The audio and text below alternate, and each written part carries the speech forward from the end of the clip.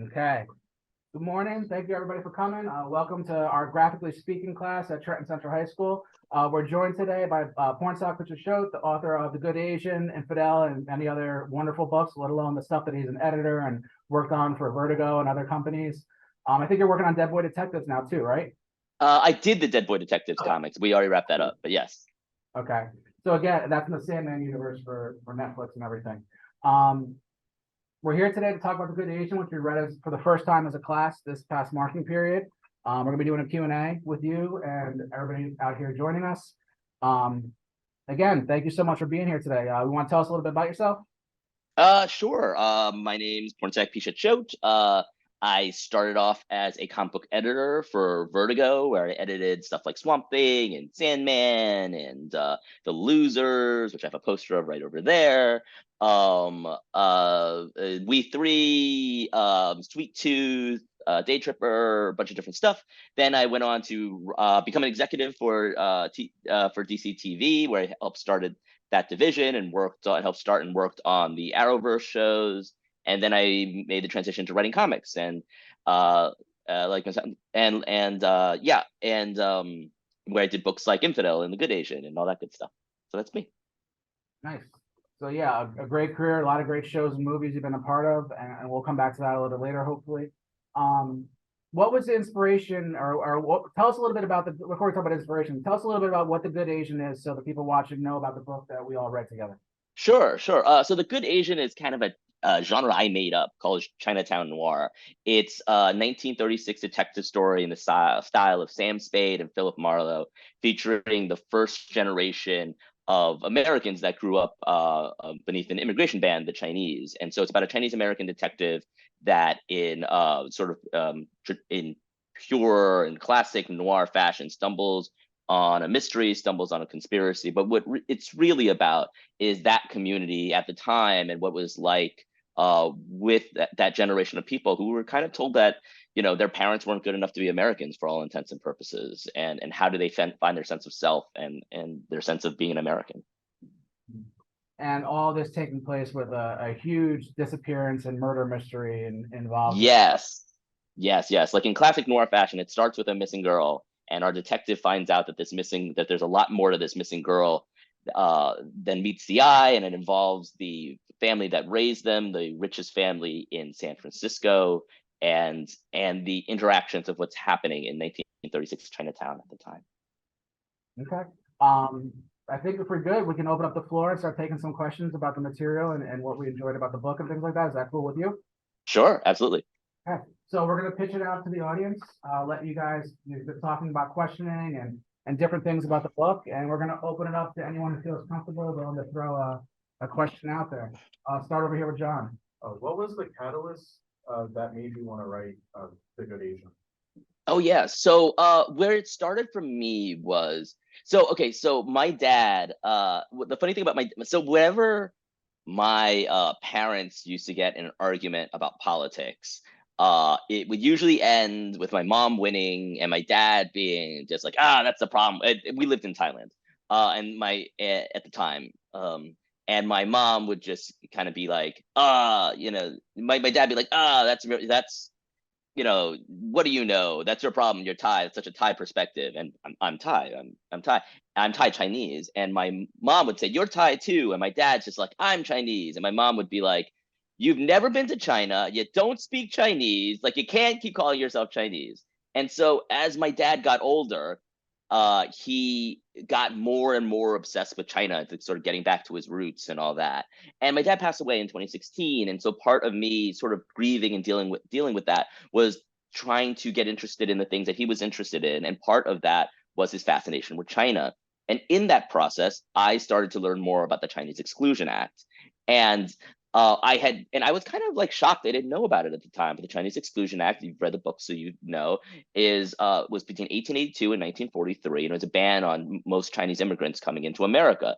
And it would get extended, or a version of it would be extended in 1924 to 1965 to extend all Asians and Arabs. And the fact that Asians and Arabs were, a large portion of Asians and Arabs were barred from coming into America for that long was not something I knew. And the ban didn't end, in my opinion, that long ago. And I had no idea it happened. And I thought it was crazy that I didn't know that. And I felt kind of embarrassed and kind of felt ashamed. And so I looked into more of that. And a thing I thought was really interesting was, because I'm a pop culture junkie, is that, wow, during this time that the Chinese were banned from entering the country, you had all these Asian crime solvers. In the 1930s, a character like Charlie Chan was enormously popular. He had, there were comic strips and movies and radio serials. He was a franchise, as we've come to know it today. He was so big that he spawned a bunch of imitators, Mr. Moto, Mr. Wong Detective. So there was this genre of Asian detectives.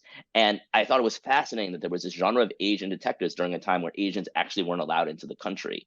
And so I thought, wouldn't it be interesting to take that archetype, the Asian detective archetype from the 1930s, and show what it would be really like, or factor in the added reality of this ban, this immigration ban. And that's sort of where the whole idea started, and kind of all grew from there. Nice. So it's interesting. It grew out of ties with your family, and then just developing a further understanding of culture and your own family history and tying to your work, which is a really great thing to be able to do. No. Anyone else next? Oh, okay. Has writing always been your passion? Yeah, it has. Telling stories is no, you know what?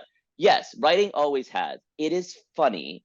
So like I said, I was born in New York, but then when I was 12, I would move to Thailand, and I was in Thailand for high school, and being in Thailand for high school, I never really thought writing was kind of an option for me. And so I would get into writing phases. And so I would have a computer and I would type things up, and I would journal and all that sort of stuff in high school. And what was funny was I was in a writing phase in college. I think my sophomore year of college, I was in a writing phase, and I came back back home for summer break in Thailand. And I found some old discs, because back then you used to keep everything on a disc, with some old journal entries. So I thought oh, let me read these. And one of the things it talks about is it's I'm in this writing phase. And at the time, I must have been the 10th grade, maybe. I'm I'm in this writing phase, but who knows how long it would last. And the funny thing is, as a sophomore, I was sort of saying oh, I'm in this writing phase. Who knows how long it will last. And I realized this writing phase of mine has lasted for 4 years now. And then I was maybe I want to be a writer. And that's when I really started taking it seriously. So it's a funny thing where I think, even though I never thought being a writer was an option for me, I grew up in a third world country. English wasn't our first language. I went to an English speaking school, but we didn't even have literature classes. Honestly, we had grammar classes. So I never thought being a writer was an option for me. So I never thought I was going to be a writer. And I kind of stumbled upon this thing of just oh, wow, I like to write. And I seem to make a lot of time doing it.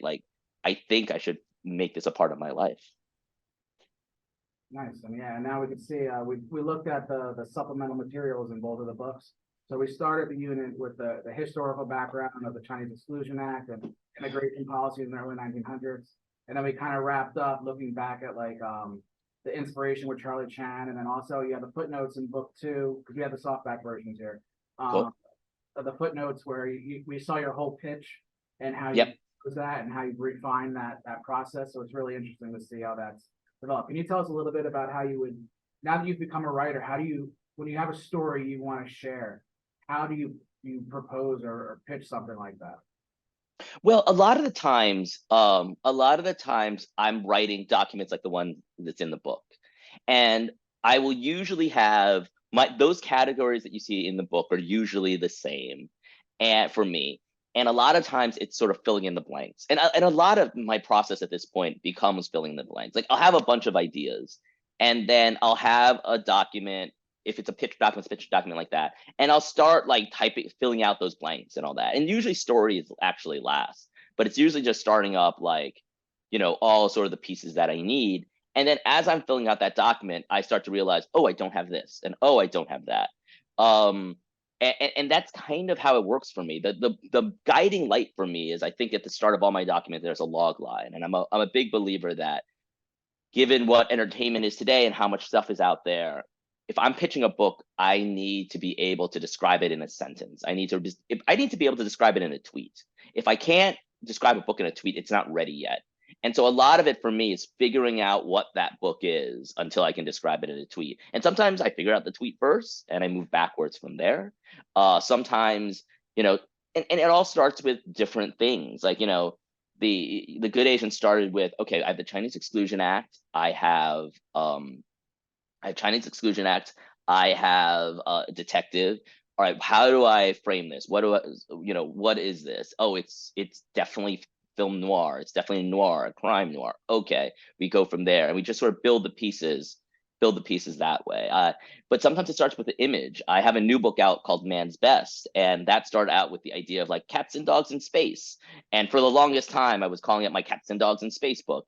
And then eventually, as I was putting it together, I realized, oh, it's Homeward Bound in space. And like, okay, but that's kind of how I have a bunch of ideas. I throw them into a document until I get a general sense of what it is. And even when I'm doing the story, it's okay, first act, second act, third act, a general idea of what it is.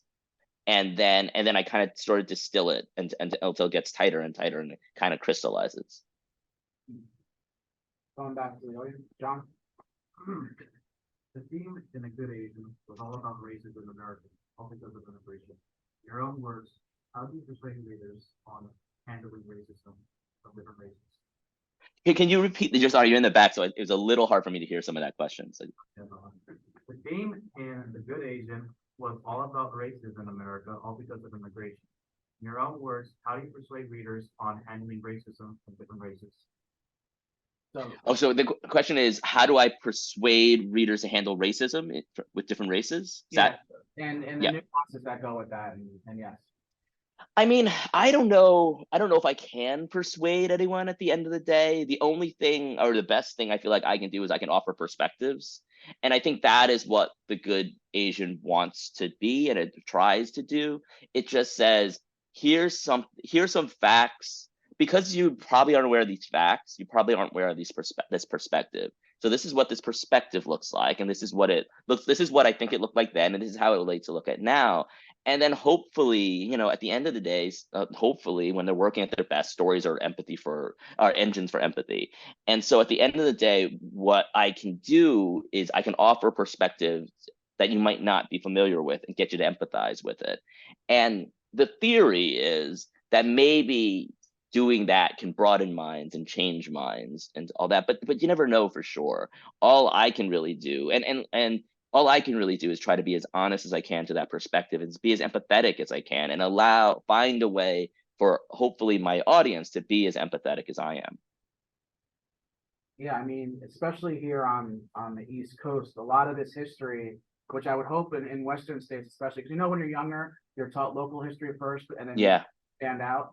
So I would hope that's a part of the process going on in a lot of these states where this was more common. But here, these kids wouldn't get exposed to this until maybe late middle school or high school, even if at all, and which is a tragedy. And this would be for us. This would be like late US 1, which is class, and then post Civil War and the emergence of xenophobia and nationalism is where this would fall. Yeah. And there's only so much time that even then it's taught unless it's something you're specializing. So for this was a shocking introduction to a history they weren't familiar with. Yeah. And like I said, like I went to high school in Thailand, so I wasn't familiar with this history, but I've had a chance to talk to other people since then. And they would say, like, even if you grew up in America, you wouldn't be familiar with this history, like, and I say this to other Asians, even Asians who grew up sort of in the West Coast, and because it's exactly like you say, like, if it gets covered in a paragraph. Mm-hmm. Yeah, in a smaller portion of a larger context. Yeah. And it's shameful. And there's revisions to history going on. Speaking as a history teacher in the last few decades, where that approach has been readdressed in a lot of ways, but still it's a development. And it's this book puts it in, like you said, ties in pop culture and makes it a lot more presentable and understandable to a group who might not be exposed to that kind of historical culture. Exactly. And that's definitely sort of one of the goals, is to, find a more accessible way to sort of talk about this stuff. Going back to the crowd. Like when you were writing this book, like, did you ever think like you were inspiring or informing like any other Asian American kids that were in your position. Okay, you said any Asian American what? Kids. Kids, So how did you view yourself as potentially inspiring kids who might have been in your or position informing them. and were informing them about the stuff in the book, just like you were informed through your own research? I think it's such a weird word, like inspiring. Like, I think to a certain degree, yes. I think to a certain degree, yes, but it's also one of those things that I think if you focus on too long, you can kind of paralyze yourself. I knew that I knew I was going to be, I knew I was probably going to be informing a lot of people.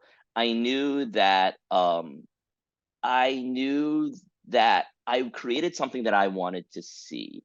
You know, the other aspect for me was Edison Hark was everything I wanted to see in an Asian protagonist. You know, I wanted to have, I wanted an Asian protagonist in sort of a genre story that was strong, that was sexual, that wasn't the sidekick, that didn't use martial arts, that was flawed.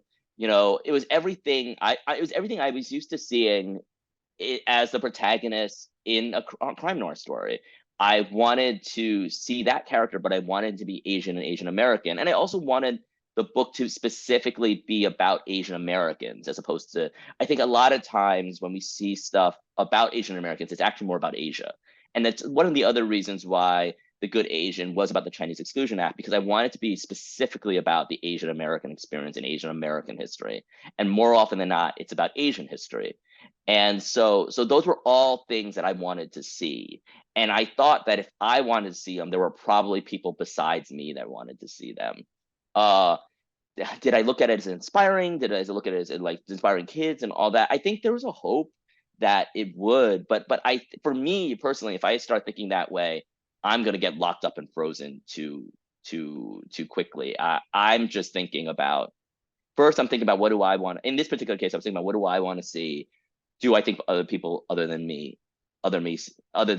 wants to see it?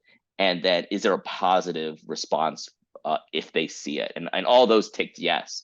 And that eventually got me to where your question is coming from. But I think if I started there, I would have froze up. I think it would have been too much responsibility. Nice, come back. At the end of the first book, we found out that the man pretending to be too long was half Caucasian and half Chinese. How did you come up with that? I'm sorry. Could you repeat that question? Nice line. At the end of the first book, we found out that the man pretending to be too long was half Chinese and half Caucasian. How did you come up with that?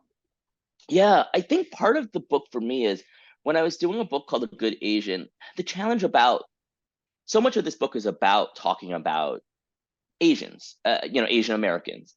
And when you talk about Asian Americans, and I'm in a privileged place right now in the sense that there is a conversation happening in pop culture and movies and books and everyone's about like Asian America and what is Asian America.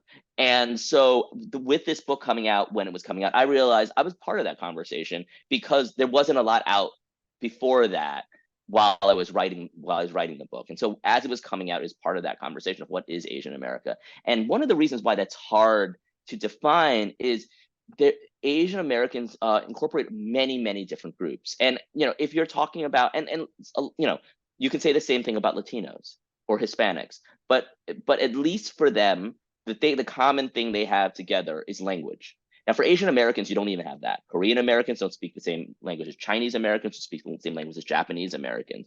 So how do you write a book about, or that tries to explore what being Asian American is, that sort of, it can encompass all these sort of different people. And so for me, that was a big question. It's like, how can this encompass, this place takes place in Chinatown, but if I was calling it The Good Asian, how do I have it encompass so many different perspectives? And I knew that one of the perspectives I wanted it to accompany, to encompass is sort of Hapas, half Asians, half whites. And then when I knew I wanted to work that character in somehow, then when, and it's a little bit of like you cycle through all the possibilities. And then it was kind of like, oh, well, this is really interesting if the killer isn't full Chinese, if he isn't full Chinese, if he isn't full white, but he's kind of half, what does that add to my story? What does that add to, what does that have to, what conflicts, both external, both dramatic conflicts, but also internal conflicts, emotional conflicts, does that give to my protagonist? And that's kind of how, like, I knew I wanted to work that character in somewhere into the story. And as I was cycling through all the possibilities, it was the most interesting, the most exciting, but to have him be the killer, and also explore what that meant, and what it unpacked, both about that experience and his experience, but also my protagonist's experience. Yeah. Okay, so was every scene of the book based on a true story?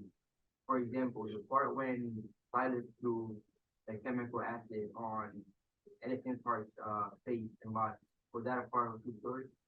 So it seems So like okay, go ahead. So what I had, my rules for the book were that the book itself, the story itself, is a work of fiction, but it's based on sort of the facts of immigration and facts of policing at that time to the best degree that I could find them. So anytime the story would contradict so the goal was to find nothing that contradicted facts. So Edison Hark never existed. His confrontation with Hui Long and Silas Woodward never existed, and all that. But the idea is they could have existed, and so that's how I kind of crafted my story. Is that it's everything that could exist, but didn't necessarily. But the barricades that I found was that if something did exist, I couldn't say it didn't happen. And a lot of that was because I wanted to talk about immigration, because I want to talk about this point of history. It would be, if I didn't have those rules for myself, it would be too easy for me to say, well, this is what I think it is, and so therefore it is. And then the story kind of loses its power because it's meant to be about history. So it is entirely a fictional story, but the idea is the fictional story doesn't contradict facts. and there is a lot of it's historical fiction because Yeah. these were there. You make Yep. allusions to the Massey trial. Changapana was a real detective. Yep. Not as a straight fiction. There's a sense of realism based on the historical context that you put a lot of research into. It looked like for that time period, like you said, Yes. in 2016. So that's at least a few years there. You had Yeah.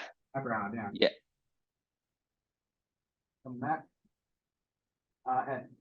How long did it take you to write both volume 1 and 2, and how was the thought process behind it? So it's hard for me to say. People ask me how long it takes me to write it, and those are really hard questions for me to answer because writing doesn't just always happen when you're at the computer, right? So like I had the idea for it in 2016. Around 2018, I knew I wanted to write it. I knew it was going to be my next book after my first book, Infidel. I knew it was going to be my next book. But even before then, I was doing some preliminary writing for it. And the book came out in 2021. I must have given Alex the script in 2020. So the gestation was, 4 years between 2016 and the finished script in 2020. But that doesn't mean I was writing it during all that time. And usually what happens with my process is that I'm usually writing something else. I usually have an idea. I'm better about this, I think, now, but usually when I'm working on something, the thing I really want to write is the next project. And so for me, finishing the projects I have is the reward so I can start the next project. I think I'm a little better about it now. But but what that means is that because I want to write the next project, I'm researching it. I'm doing all this stuff sort of in my downtime as I'm writing other things. And that's what the process was like then. So from idea to the script for the first issue being done, that was about 4 years. And then after that, it was about a year writing it. But then at the same time, I was also writing other things at the time. It might have even been a year and a half after that, but I was writing other things at the time. So, you could say it's 5.5 years, but it wasn't like I was just writing it for 5.5 years. I was writing many other things. I have a question. Sure. What is your goal? Like I know you're an author, but the bigger things that I know you would want to do and like to recognize for, like what are those things that you want to be like recognized for, like when it's all said and done? That's a really good question. I mean, I think at a certain extent, um, I want the books I write to be on a library shelf. I want them to be on a library shelf so people can find even when I'm no longer here. And I'd like them to I like them to be fondly remembered. And I think it would be cool if people got something out of them, whether it's enjoyment or whether it's education or whether it's a sort of sense of betterment. That's a really long way of saying like, oh, maybe I want to change the world. I don't know. But that's the ultimate goal, right? I mean, you're creating things to share, so there has to be some sense of wanting that connection, I guess is what you're Yeah, yeah, saying. it's very true. It's Connection very true. exists outside of yourself even.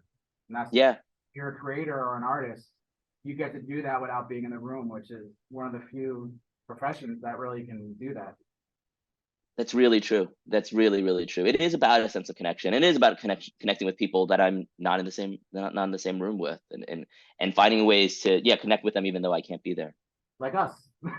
Yes, yes, very much. Um, but, we'll do math.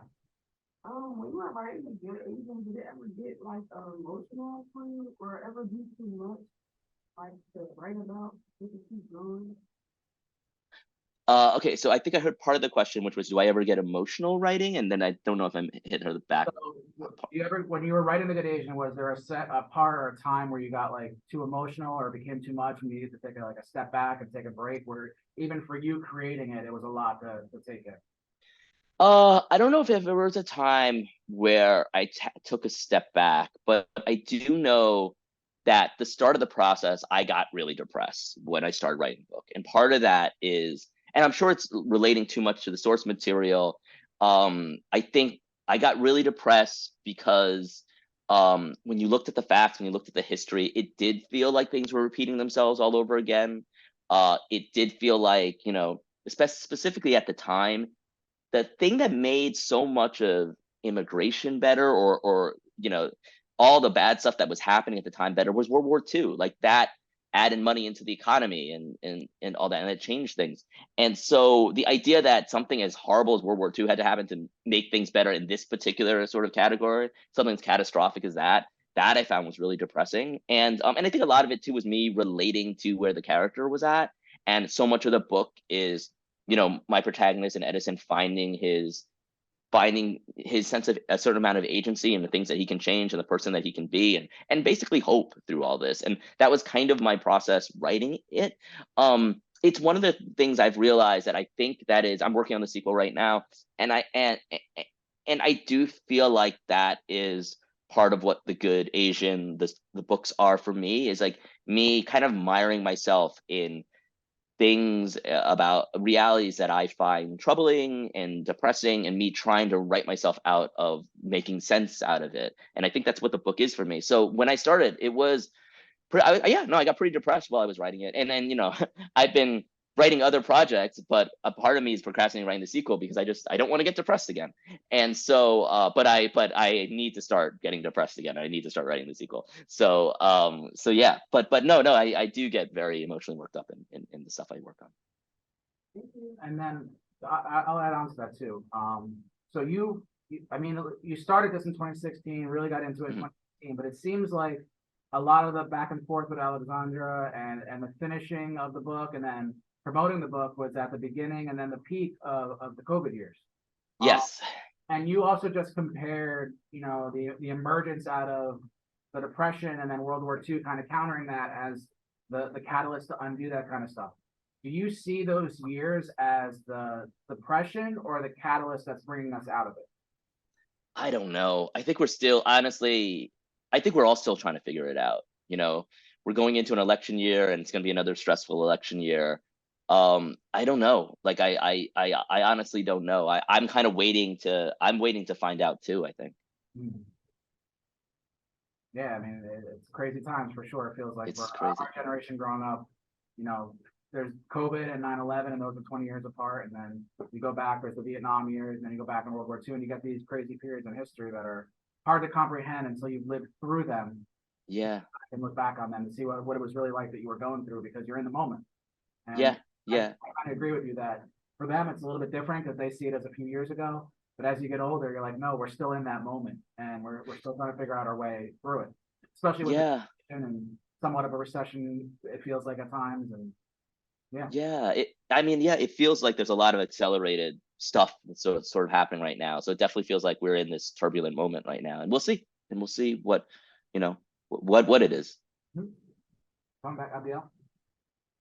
Were there times when you struggled such as time-wise, like you stay up overnight doing like, writing the book, or like would you like not having enough time?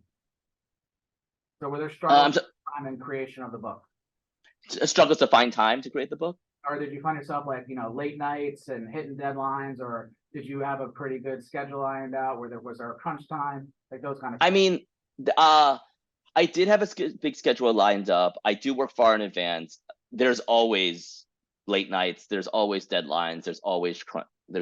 I mean, eh, that's a part of the job, and that's a part of any job. You know, sometimes you're on top of it, and you're on top of the schedule, and sometimes the schedule's on top of you, and sometimes you just gotta sort of work your way through that. So, yes, I can't say specifically because I think at this point, like any job, it's so part of the job that you don't catalog in your mind like this was the hard time where I was in sleep. I had to get things out. But and the other thing with comics too is that it's a periodical business, so there's always a monthly deadline that we're chasing. There's always things we have to. I mean, God, like poor Alex. Alex drew all of issue 9 and his hard drive crashed, and he had to redraw the entire issue.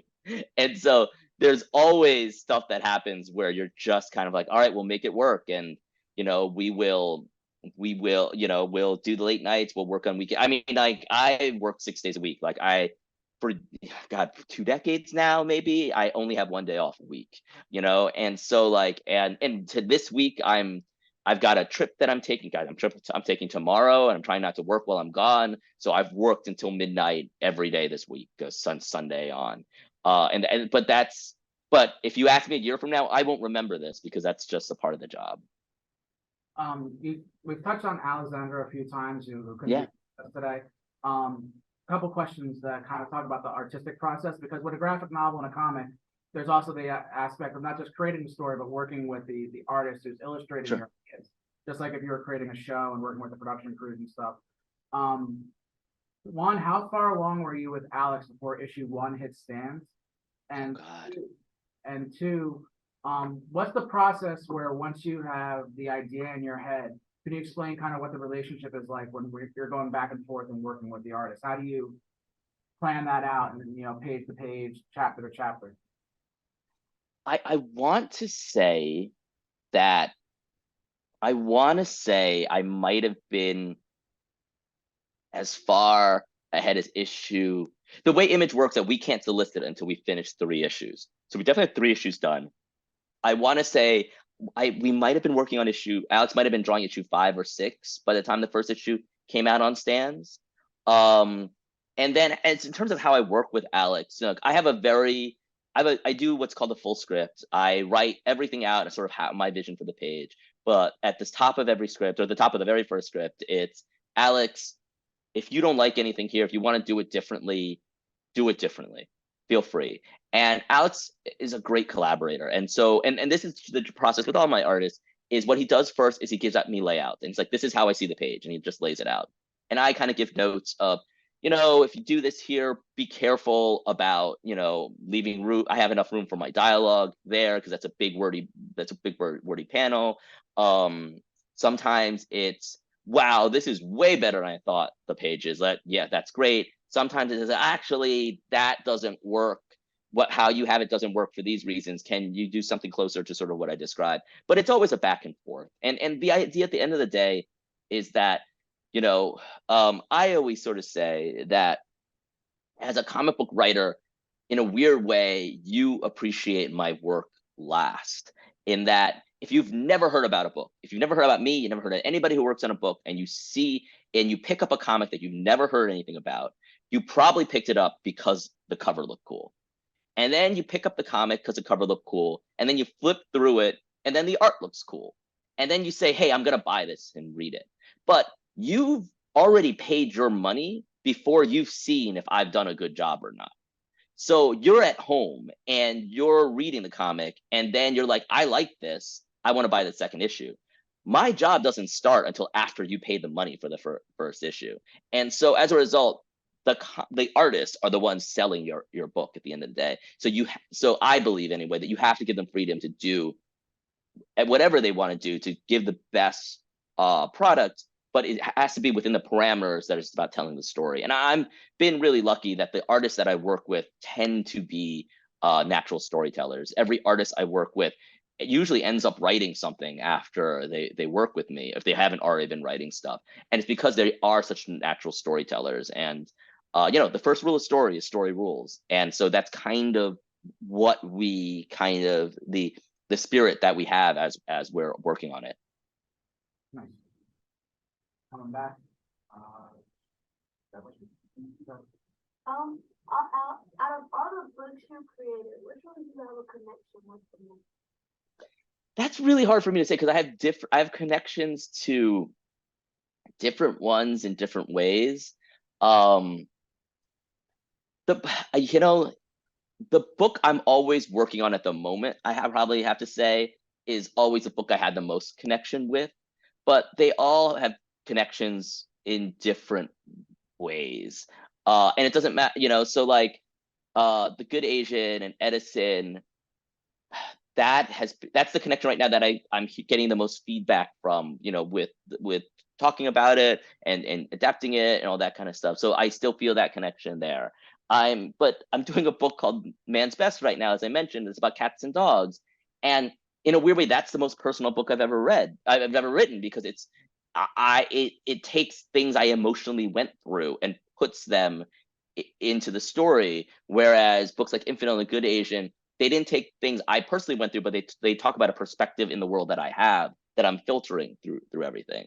So I think the answer is whatever I'm working on at the moment is probably the thing I feel like I'm the most connected to and I have the most in common with. And then I take a step back, and then I don't know, then I'm working on something else, and I feel like I have the most connection to that.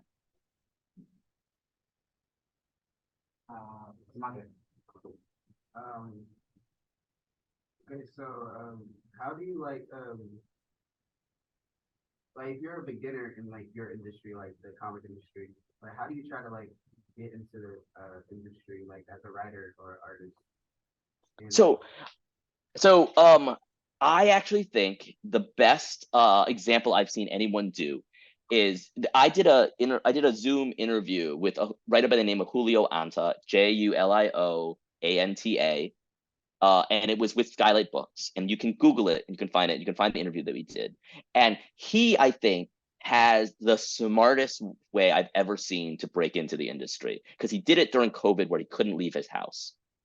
And what he did was, through the course of years, that he would write these one-page stories.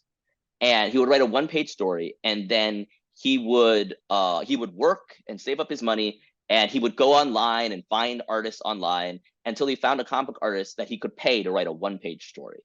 And paying an artist for something can be, some of these artists have enormous rates. Some people get paid $1,000 a page. Some people get $500 a page. Some people get $50 to $100 a page. But he was just like, I could work enough to save $100, $150, whatever the case may be, for an artist to draw one page of my story or 2 pages of my story. So we get these artists to draw these 1 to 2 page stories, and we put them up on his website. And then his website kind of became his CV. So then he had a website. So then as he started collecting stories, because that's the thing, like every artist working with a new artist is taking a chance, and artists working with a new writer is taking a chance. And the more you do, the more work you have done, the less an artist feels like they're taking a chance. And so one of the things he got to do was, by having a website of all these short stories that he's doing with different artists, those artists could see like, oh, this is what this guy does. This is how he does it. I like the work and all that. I think I'm willing to take a chance. And that would lead him to get enough together to put together an 8-page preview and a pitch document, kind of similar to what I have in the back of The Good Asian, and send it to Image. And that led his green light to sort of his first book. I don't know if he got an advance for that first book or not. So maybe he saved more money to pay for the artist, or maybe the artist got paid on the back end. I don't know how he structured that deal, but that's how he got started. And now he's a YA author. You know, he made a 6-figure deal for, you know, I think his second or third book that he sold to Scholastic, and he became a comic book writer, a regular comic book writer. And it's the smartest way I've ever seen someone sort of break in, because you don't need to go to comic book conventions. You know, you have all the tools you need online, and it's a very easy duplicatable path that he came up with. Very cool idea to turn in, like, basically creating, like you said, a digital CV or digital resume. To Yeah. put all your different work. The one page. Yeah. They connected, or were they individual? I think they were different. I'll be honest, I don't know myself, and I think they're still up on his website, so you can check them yourself. But I don't think they were connected. I think they were, you know, it's different stories. Cool idea. All right, thanks. Thank you. Go ahead, Abiel. What was Victoria Caraway's purpose in the book? Was she meant to be on the good side or the bad side?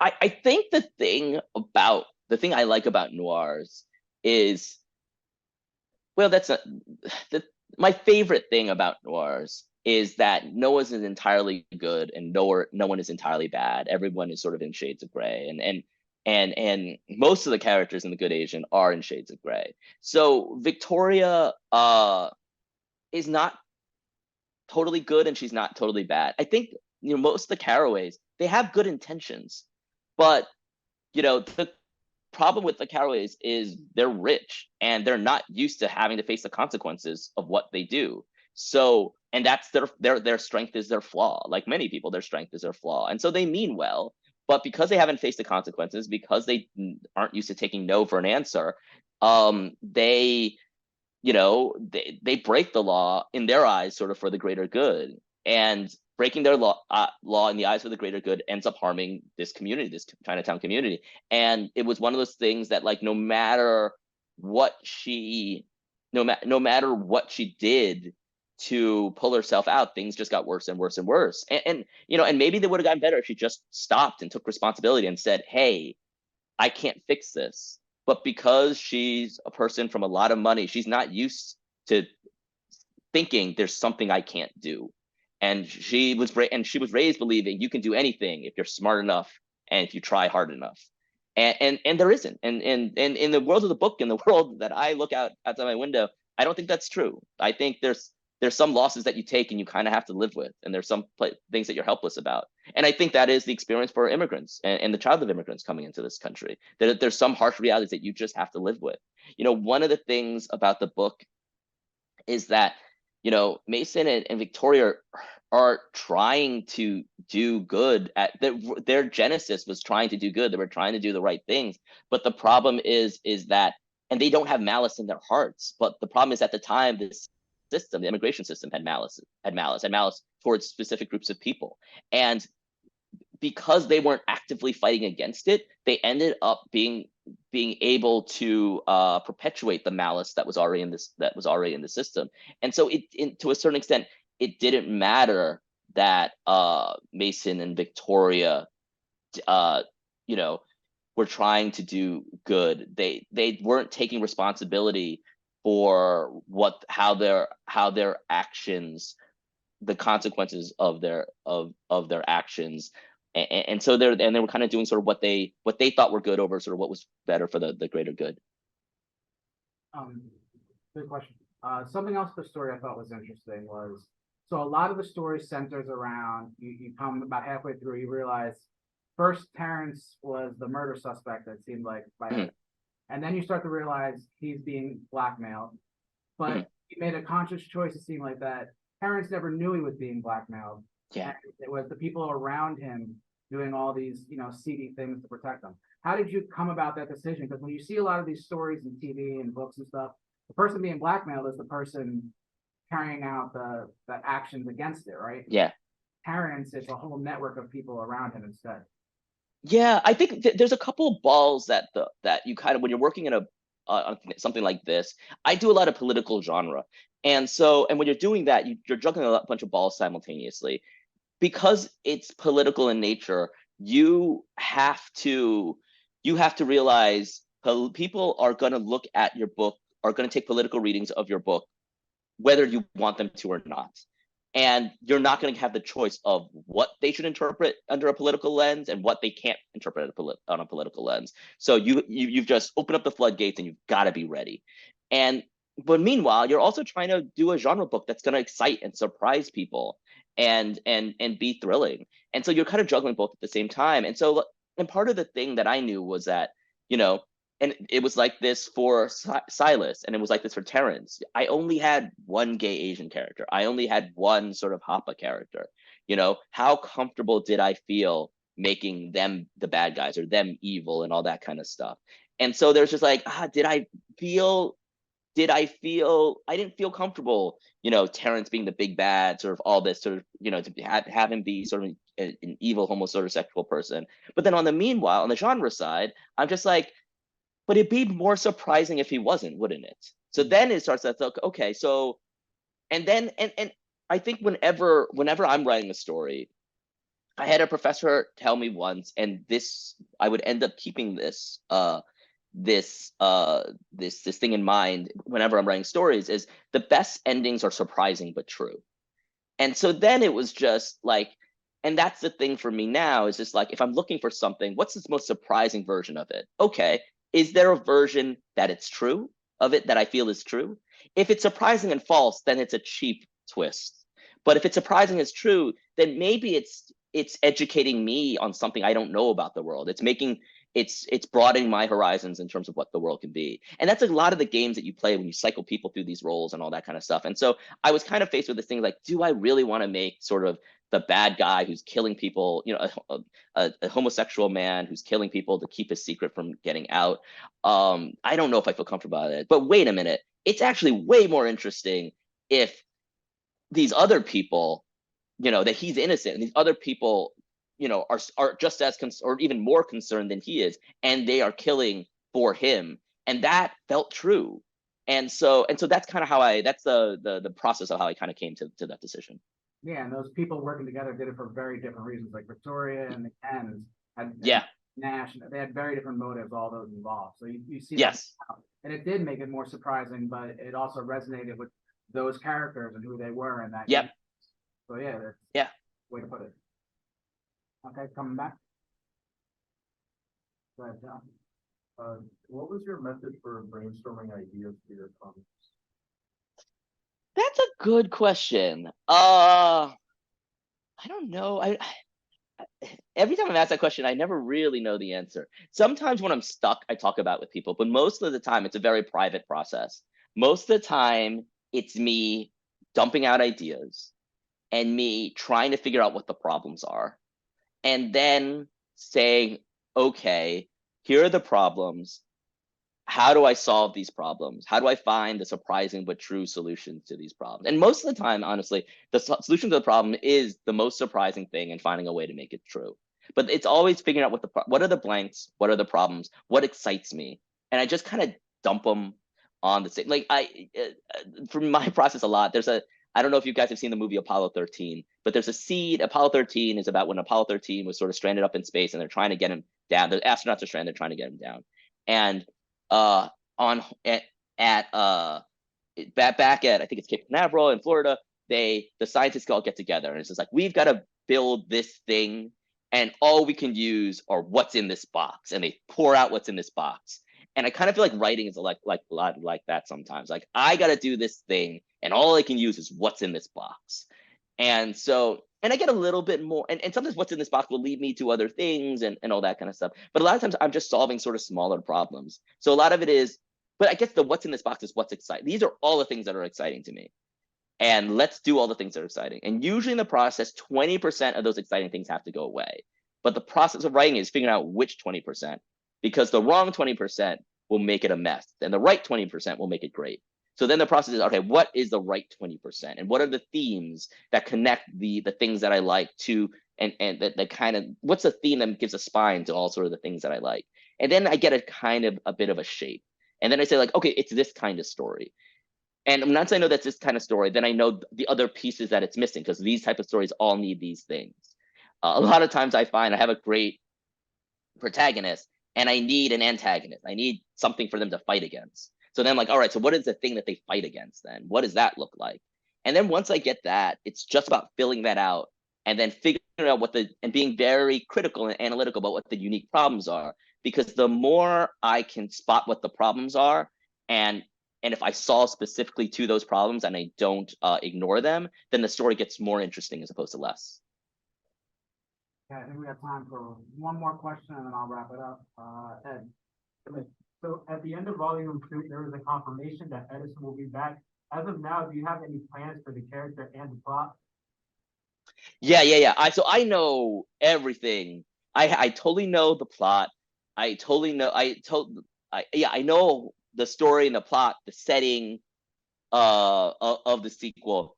The thing I need to do is all the research, and so that's the thing that I keep procrastinating.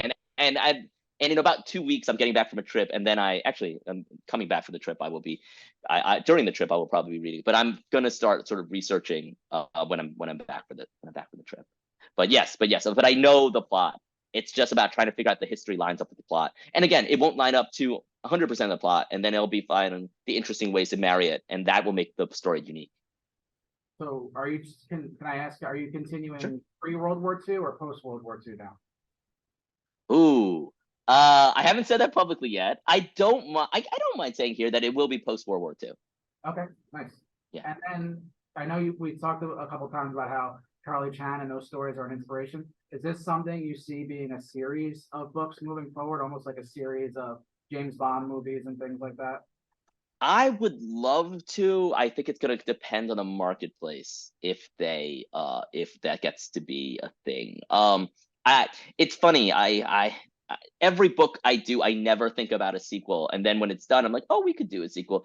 But partly it's just because comics has a weird thing like television where you end series before they kind of get a chance to finish it, wrap everything up, and I need to get over that. I need to be like, sometimes that happens.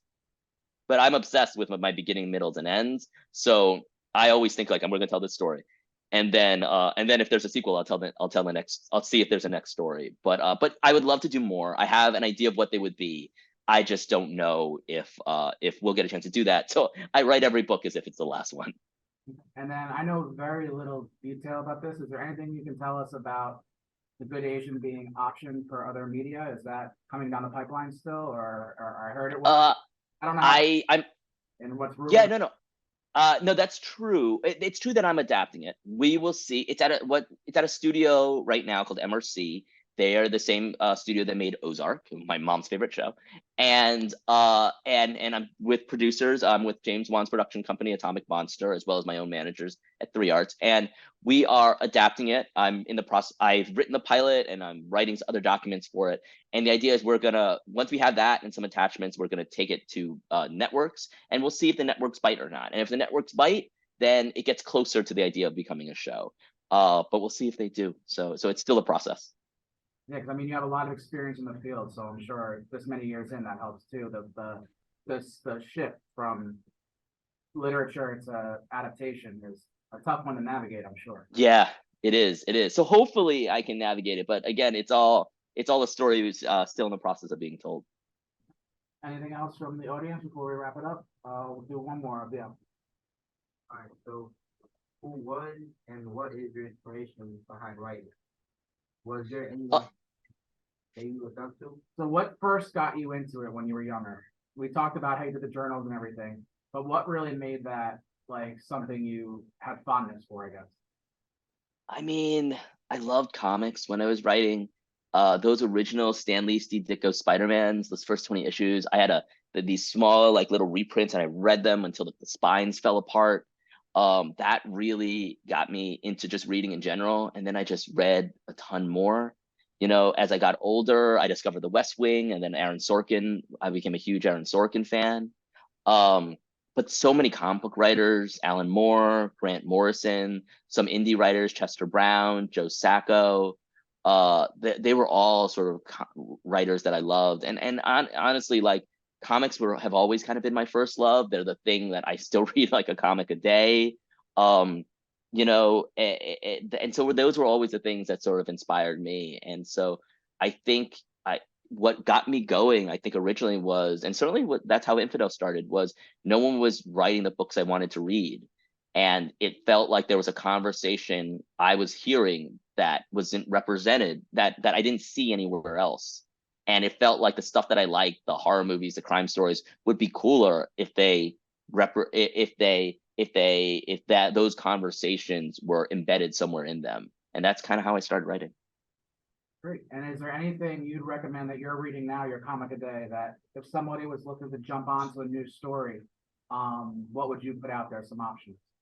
Oh God, I always blank when people ask me this. I always recommend Stray Bullets, which is David Lapham, this crime comic that he's been doing for over a decade now, maybe 2 decades now.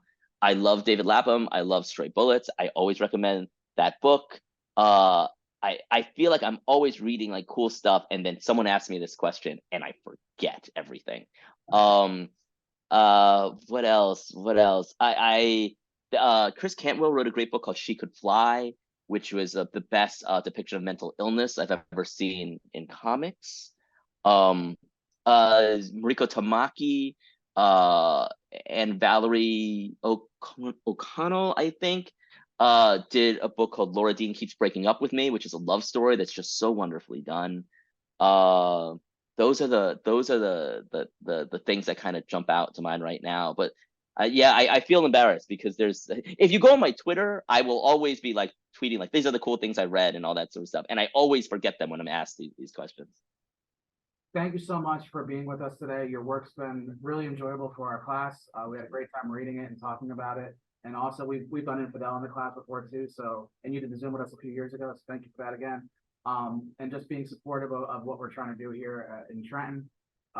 Taking your time to be with us today is really meaningful, and you didn't have to, and it just means the world to us that someone, you know, who's creating the things that we're enjoying and participating in is willing to share that time with us as well. Means the world. So thank you so much for joining us today. Thank you. No, I really appreciate it. And great questions. So I really appreciate all the thought and time you guys have taken. Thank you so much. Thank you. Okay, I'm gonna end the recording now. Thank you for joining us today, and then I'll talk to you in a sec. Okay. Okay.